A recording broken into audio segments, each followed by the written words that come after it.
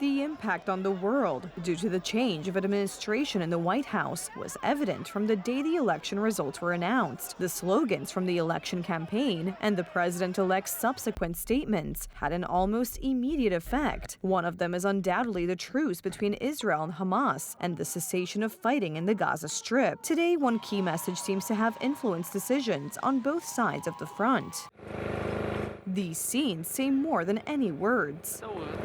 Silence. There are no explosions, no gunfire, and no shouting.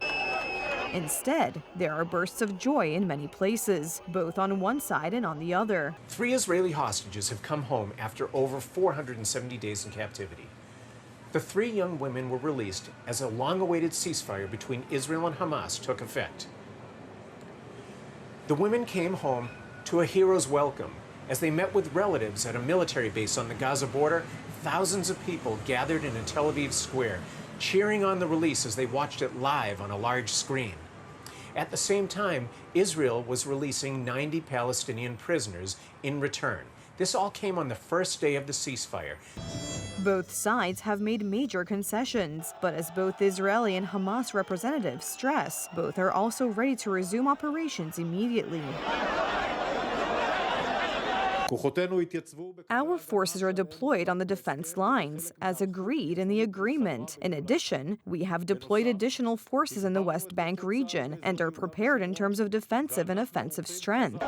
What is most important is that the agreement was accepted not only by Palestinian politicians, but also by Hamas militias, including its main armed wing responsible for the October 7, 2023 attack.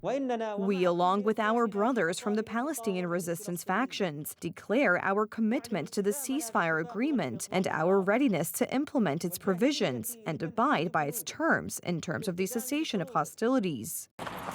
Analysts agree this man had a direct impact on events in the Middle East. Of course, teams from both administrations in Washington, D.C. worked on the agreement, but Donald Trump's uncompromising stance was key.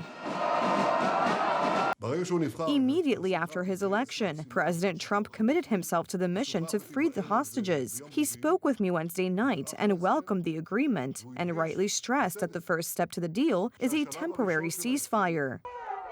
Comments made by Trump after the election were key, including a warning that if there is no release of Israeli hostages before he is sworn in, all hell will break loose in Gaza.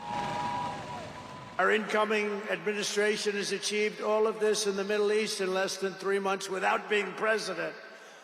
We've achieved more without being president than they've achieved in 4 years with being president.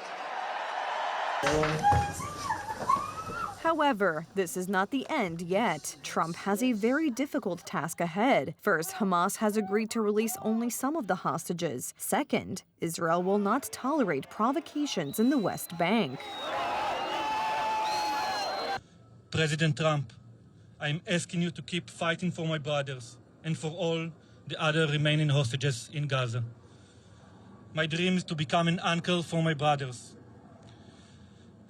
They still have a future. They can still be home. The Middle East is one of the many puzzles of the geopolitical puzzle that Donald Trump has declared he will put together. And while here a few clearly worded warnings were enough, elsewhere, fitting the pieces may be much more difficult.